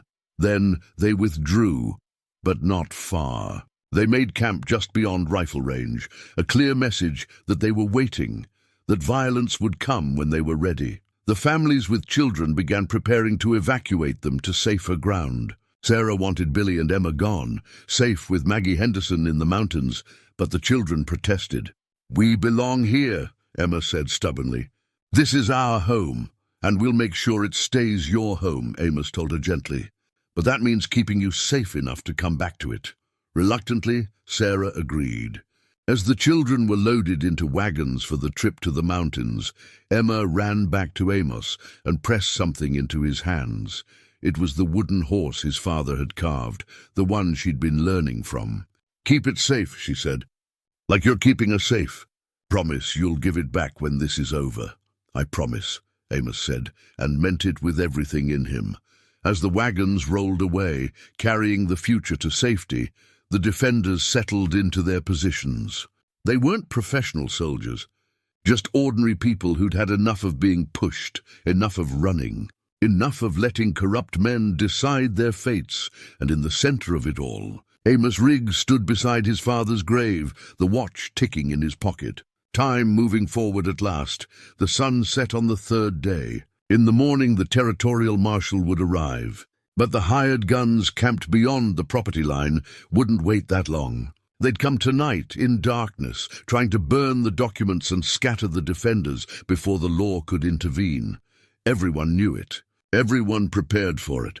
And in the hours before dawn, as shadows gathered and tension built, Amos found peace in a strange place, in the knowledge that whatever came, he wouldn't face it alone, and he wouldn't run from it. Some battles he'd learned were worth fighting. Some places were worth defending. And some families were worth dying for, even if they weren't the family you were born into. He touched the wooden horse in his pocket, feeling its smooth surface, remembering his father's patient hands crafting something beautiful from raw wood. Transformation was possible. Redemption was real. And second chances, however late they came, were still chances worth taking. The watch in his other pocket ticked steadily onward, marking time that was no longer frozen, no longer fixed to a moment of tragedy. Time was moving. Life was moving. And Amos Rigg, after 30 years of standing still, was moving with it. They came in the darkest hours before dawn, when exhaustion made guards careless and shadows provided cover. Amos was awake, had been all night, standing watch from the barn loft, with a clear view of the approaches. He saw them moving, darker shapes against darkness, spreading out to encircle the ranch, professional. These weren't Corrigan's usual deputies. These were men who killed for money, who knew how to move silently and strike hard. He gave the signal, a single sharp whistle that brought the defenders to full alert. Within seconds, every position was manned, every rifle ready. The hired guns realized they'd lost surprise and changed tactics, rushing forward in a coordinated assault. The first shots shattered the pre-dawn silence. Muzzle flashes lit the darkness like lightning. Amos fired methodically, years of experience steadying his hands, and saw one attacker go down. Beside him, Cole Preston's rifle cracked in steady rhythm, but the attackers kept coming, driven by whatever Corrigan had paid them or promised them. They reached the barn, the house, firing through windows and trying to force doors. Sarah shot from an upstairs window, her face grim and determined. Isaiah held the barn's side entrance, his old rifle speaking with calm authority. Then everything changed. More riders appeared on the road. Not hired guns, but Corrigan himself, accompanied by a dozen men and someone else. In the growing light, Amos recognized the territorial judge, a man named Whitmore who'd been in Corrigan's pocket for years. They rode right up to the ranch house, bold as brass, while the gunfight raged around them. "Cease fire!" Corrigan bellowed. "I am here in my official capacity as sheriff with Judge Whitmore. Any further violence will be prosecuted as insurrection against lawful authority." It was audacious, using the cover of hired guns while claiming legal authority. But it worked. The defenders held their fire, uncertain. The attackers fell back but stayed close, weapons ready. Amos climbed down from the loft and walked into the yard, rifle lowered but not put aside. Thomas and Cole flanked him. Sarah emerged from the house and Isaiah from the barn. They stood together, facing Corrigan and his corrupt judge. "You got some nerve," Amos said, his voice carrying across the yard. "Attacking us with hired guns while hiding behind a judge." "I'm executing a lawful eviction," Corrigan said. His gun hand was bandaged, but his other hand rested on his holstered weapon. "Judge Whitmore has reviewed my claim and found it valid. These people are squatters, and you're interfering with the law." "We have documents that prove otherwise," Thomas said, stepping forward with the waterproof case. "Evidence of your systematic fraud, forged signatures, false foreclosures, stolen documents," Judge Whitmore said pompously. "Obtained through illegal breaking and entering. Inadmissible in any court, even when they prove you're both thieves," Cole challenged. Corrigan smiled coldly. "Especially then. You see, Rigg, this was all inevitable. You should have taken my offer when you had the chance. Now you'll watch as I clear your property of vermin, burn those fraudulent papers you stole, and establish once and for all who really owns this county," he gestured. And his men moved forward, some toward Thomas and the documents, others spreading out to surround the defenders. The hired guns emerged from cover, forming a cordon. They were outnumbered now, outmaneuvered. Amos felt the old familiar calculation. Angles of fire, who to shoot first, how many seconds before it all collapsed into bloody chaos. His hand moved to his gun, then he stopped. His father's voice from across decades: "Violence begets violence. Killing solves nothing, but creates new problems." Instead, Amos turned and walked toward the barn. "I want to show you something, Corrigan. Something that'll matter more than bullets." Corrigan laughed. "What could possibly—" "The truth," Amos said simply. "In a form even you can't deny." In the barn, he found the old brand iron, the one his father had used to mark their cattle, a simple R inside a circle. He thrust it into the forge fire Isaiah kept burning, waited until the iron glowed red. Then he took a board, one of the barn planks worn smooth by time and use, and placed it flat. He pulled out his father's letter, protected in oilcloth, and began to burn the key passage into the wood, letter by letter, word by word. "What are you doing?" Thomas asked, following him. "Making evidence that can't be stolen or burned or declared inadmissible," Amos said, concentrating on the careful work. "This barn is part of the original homestead. This wood is older than Corrigan's lies. And these words—" He pressed the brand into the wood, burning his father's forgiveness and his vision for the ranch into permanent form. "These words will outlast all of us." The smell of burning wood filled the barn. Amos worked quickly but carefully, creating a record that was literally carved into the bones of the property itself. When he finished, the passage stood clear and readable, burned deep into the wood.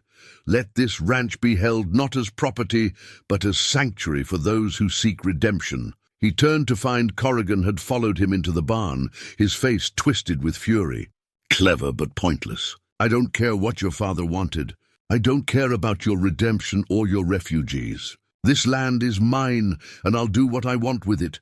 Then you'll have to kill me first," Amos said quietly. Corrigan's hand moved to his gun, his good hand, and he drew. "That," he said, his voice thick with satisfaction, "can be arranged. You're a known killer, Rigg. Everyone knows what you did to your family. One more death won't matter." The barn door darkened as others crowded in. Thomas, Sarah, Isaiah, Cole, and behind them Corrigan's men and the judge. Everyone watching as past and present collided in this space where Amos had once kept his childhood treasures, where Clover had waited 3 decades, where the brand iron still glowed red in the forge. "Go ahead," Amos said, looking down the barrel of Corrigan's gun. "Pull the trigger. Add my death to your list of crimes. But know this, you're not taking this place. Not from them, not from anyone who needs it. My father died protecting that vision, and I'll do the same."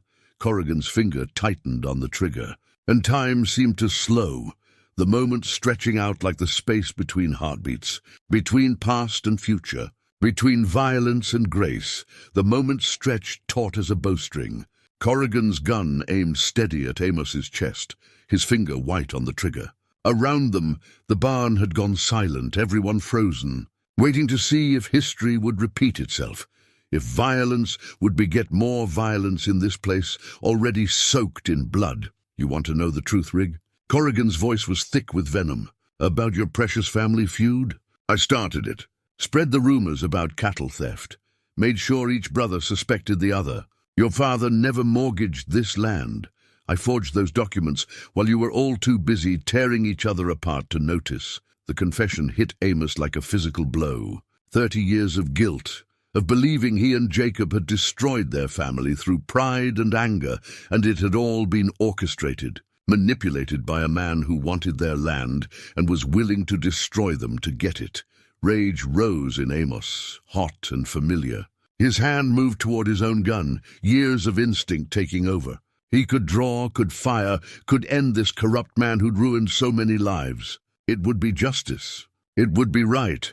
But then he thought of Emma's small hands learning to carve wood, of Billy struggling with arithmetic, of Sarah's determination to build something from ashes, of Isaiah's wisdom about animals remembering kindness, of his father's letter choosing forgiveness over condemnation, and he stopped. His hand moved away from his gun, rose slowly, palms open.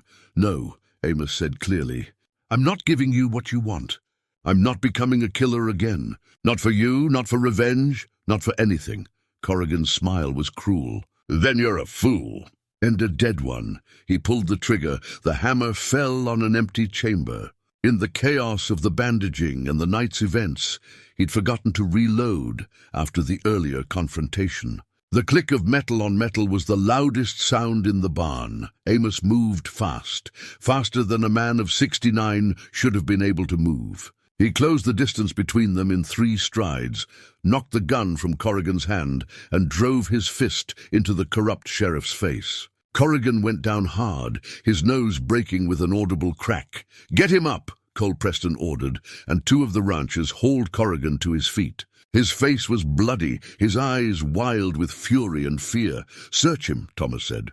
"Everything. We need evidence that'll stick." They went through Corrigan's pockets, his coat, his saddlebags. Judge Whitmore tried to protest, but Cole's rifle in his direction convinced him silence was the better option. In Corrigan's saddlebag, wrapped in oilcloth like something precious, they found a length of rope. It was old, well-worn, and along its length were tied 13 knots, each one careful and deliberate. "What is this?" Thomas asked, holding it up. Johnson stepped forward, his face going pale. That's from my property. I tied that rope myself, used it to mark the boundary between my land and the creek. When Corrigan foreclosed, it disappeared. I thought..." He touched one of the knots. Each section between knots was 100 yards. "I measured it myself." Martinez moved closer, examining another section. "This piece has my mark. See the red thread I wove through it.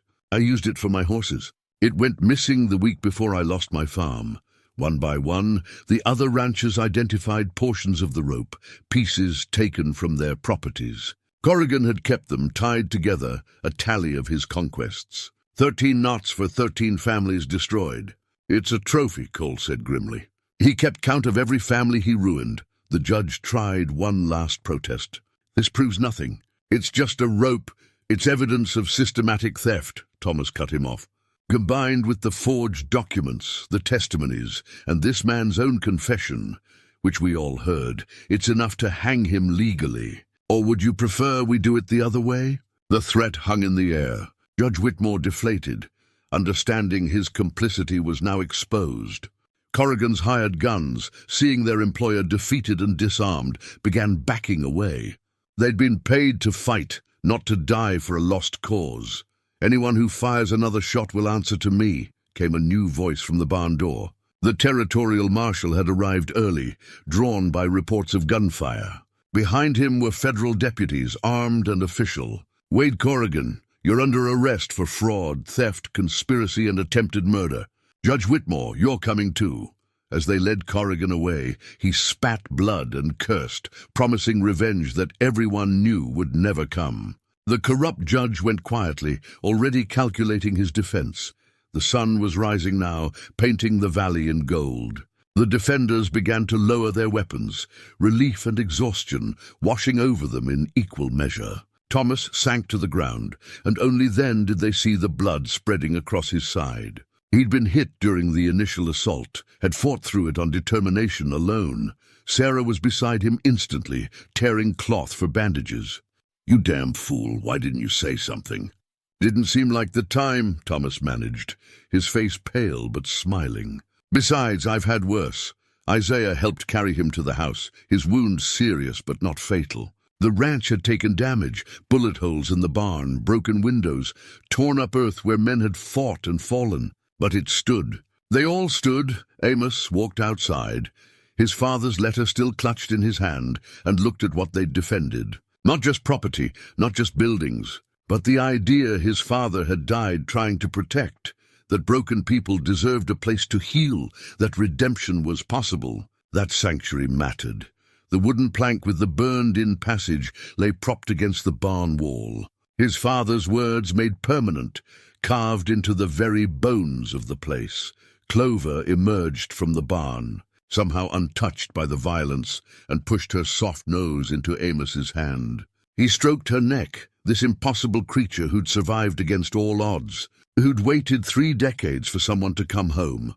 "We did it," Sarah said, coming to stand beside him, her hands still stained with Thomas's blood. "We saved it. We did more than that," Amos replied, watching the sun climb higher. "We made it what it was supposed to be all along." 3 weeks after the guns fell silent, the ranch was alive with the sound of hammers and saws. The territorial marshal's investigation had confirmed everything. Corrigan's systematic fraud, the forged documents, the 13 families he'd destroyed. The rope, with its 13 knots, became the centerpiece of evidence that would send him to prison for the rest of his natural life. Judge Whitmore faced his own reckoning, stripped of his position and awaiting trial. The court's ruling on the Rigg Ranch came swift and clear. The property had never been legally foreclosed because there had never been a legitimate mortgage. William Rigg's will and his letter to the county established the land as held in trust, exactly as he'd intended. The judge assigned to sort through the mess, a stern woman named Helena Cartwright, brought in from the territorial capital, read the letter aloud in court and declared it binding. "This land is to be maintained as a sanctuary," she'd ruled, "for those seeking redemption and second chances. Amos Rigg, as surviving heir and trustee, will administer it according to his father's vision, with county oversight to ensure that purpose is maintained. It wasn't complete ownership, but it was something better. It was purpose. It was legacy. It was exactly what his father had wanted. Now Amos stood with Isaiah in the ranch yard, holding a newly carved sign between them. They'd worked on it together over long evenings.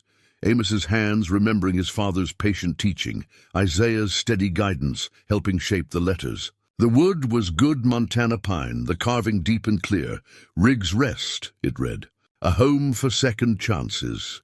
They mounted it on new posts at the property's entrance, replacing the old weathered sign that had fallen to rot decades ago. Sarah and her children watched, along with Thomas, recovered now, though he'd carry a scar, and Cole Preston, who'd become a regular presence, helping coordinate the legal restoration of properties to the families Corrigan had wronged.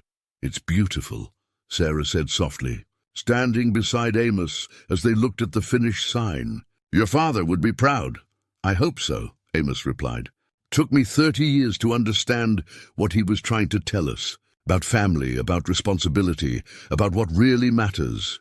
The ranch had become what William Rigg had envisioned. Sarah and her children were the first official residents, but they weren't alone. A widow named Martha had arrived the week before, fleeing an abusive son-in-law bringing her grandson. An orphaned boy of 15 came next, referred by a church in Helena that had heard about the place. A veteran of the Indian Wars, missing an arm and most of his mind, found his way there, guided by some instinct that broken places could shelter broken people. Thomas had become the ranch's foreman, his experience and organizational skills perfect for managing the growing community. Isaiah taught anyone who would listen about caring for animals, about patience and steadiness, about how creatures and people remembered kindness.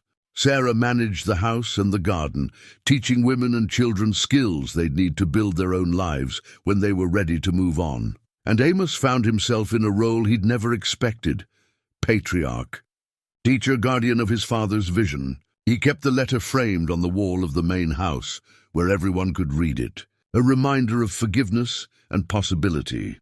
On a cool October morning, Amos walked to the family plot and stood before the 3 graves. His mother, his father, his brother, all the family he'd been born into, all gone now. But for the first time in 30 years, standing there didn't feel like drowning in guilt. It felt like remembering people he'd loved, accepting tragedy without letting it define everything that came after. "I came home, Pa," he said quietly. "Took me longer than it should have, but I'm here. And I'm doing what you asked, making this place matter, making it mean something." The wind rustled through the pines, and Amos chose to hear understanding in it. That afternoon, he found Clover lying in her favorite sunny spot by the barn, her breathing shallow and slow. He knew immediately. The impossible donkey, who'd survived 3 decades against all odds, was finally letting go. He sat with her, stroking her grey muzzle, talking softly about the boy he'd been when she was young, about the man he'd become, about the journey that had brought him home. She died peacefully, her head in his lap, as the autumn sun painted everything gold. They buried her near the barn where she'd waited so long.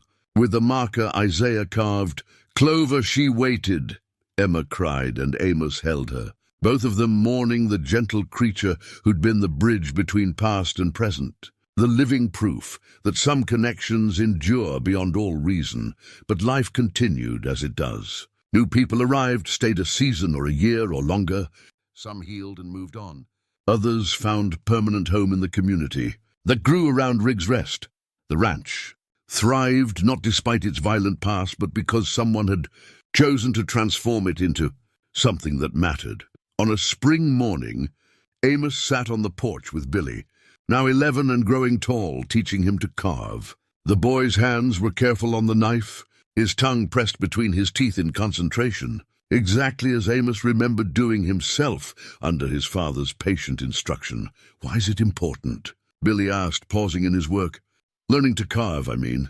We've got plenty of things already made." "Because," Amos said, thinking of his father's hands and his own, of Emma's growing skill and the wooden horse that connected 3 generations, "we're all connected to what came before. Your grandfather's hands taught your mother. My father's hands taught me. My hands are teaching you. It's how we pass things forward. Skills, yes, but also patience, care. The understanding that making something beautiful takes time. And mistakes," Billy added, ruefully examining a spot where his knife had slipped. "Especially mistakes," Amos agreed, smiling. "That's where the real learning happens. The ranch spread around them, alive with purpose. In the paddock, new horses grazed. In the garden, Martha taught her grandson about growing things. Thomas worked with the veteran, giving him one-handed tasks that built his confidence. Isaiah sat in the barn doorway, mending tack and humming old songs from before the war. Sarah emerged from the house carrying a basket of vegetables, saw Amos and her son together, and smiled, the first truly unguarded, joyful smile Amos had seen from her. Something passed between them, an acknowledgement of more than gratitude, something that might become something else if they let it. Amos looked out at the valley, at the land his father had built and he'd abandoned and they'd all reclaimed together. He thought about running, about the 30 years he'd spent trying to outpace guilt and grief, about how he'd finally learned that some places hold you even when you let them go, and that sometimes the past offers one last shot at grace. He was home, truly home. Not because he owned the land, but because he'd learned what it meant to serve it, to honor it, to let it be what it was meant to be. A sanctuary for broken people learning to be whole.